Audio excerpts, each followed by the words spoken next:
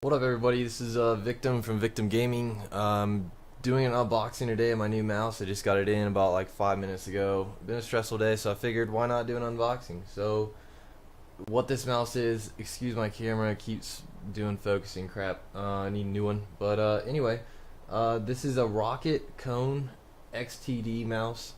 You can go and look at more of the specs. I'm going to go over a few of them, but look at some of the specs at Roccat, ROCCAT.org. They've got several mice, I guess.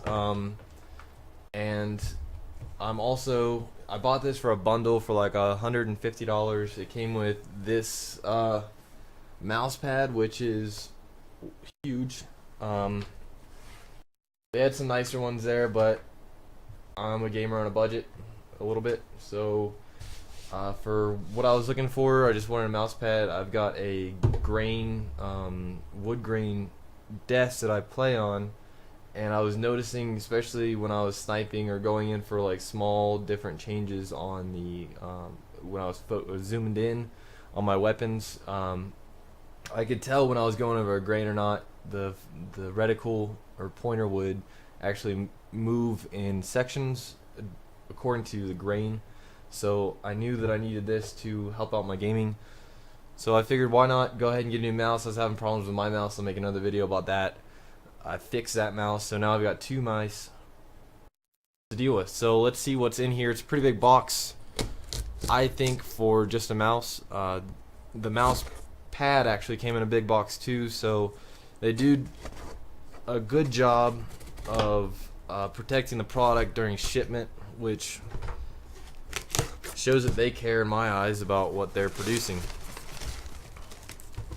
So let's see what's in here. Alright, invoice, obviously, and then the mouse. Everything else is air pocket packing, protection. The box itself is even protected, it looks like, with a plastic wrap, which is pretty cool.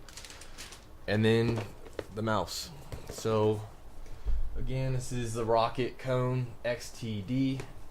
It has LED lighting that you can change and alter. That's just for looks and stuff. I bought it more for the performance specs.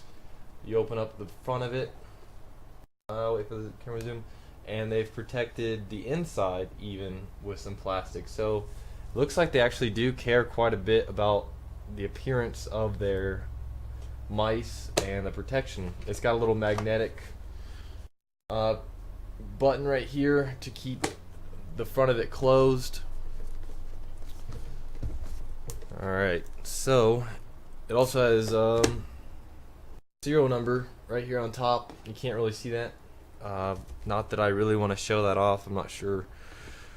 I'm sure that's for registration purposes and whatnot, which I doubt anybody on YouTube could use it once I register it, but either way, it's still PID that I don't want to get put out there.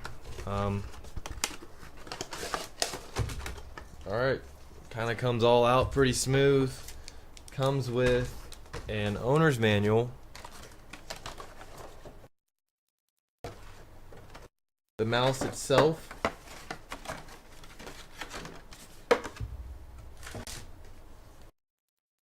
and let's see what this is. The weights. Alright, so this mouse, if that'll focus in on it, has 4 5-gram weights. So rather than something like a Mad Catz or something like that mouse, that to me is just, I'm not a big fan of them. I've had a Thermaltake eSport mouse that had the whole Allen wrench adjustments to where you could adjust the width of it, the height of the palm, and there was a few other things that you could adjust on it. And it just, as much adjustments as I could, I would max it out.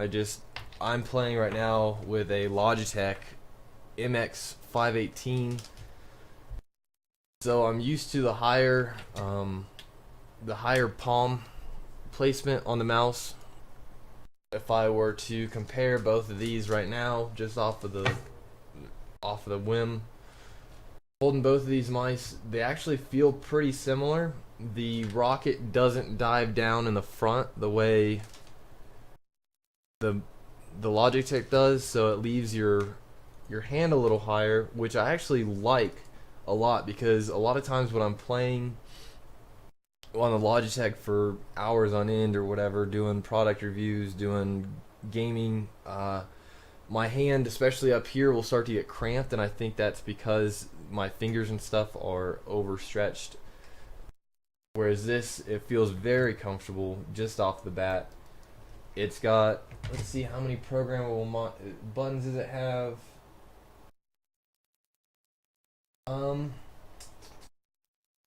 See here. Alright, off the bat, rather than trying to search for this, I'll just go down a list of the tech specs. It's got a Pro Aim laser sensor R3 with 8200 DPI.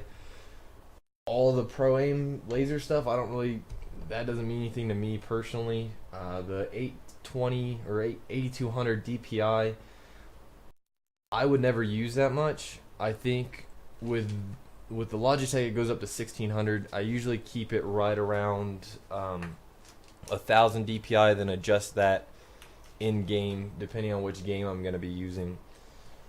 So 8200, more than enough than I'll ever use.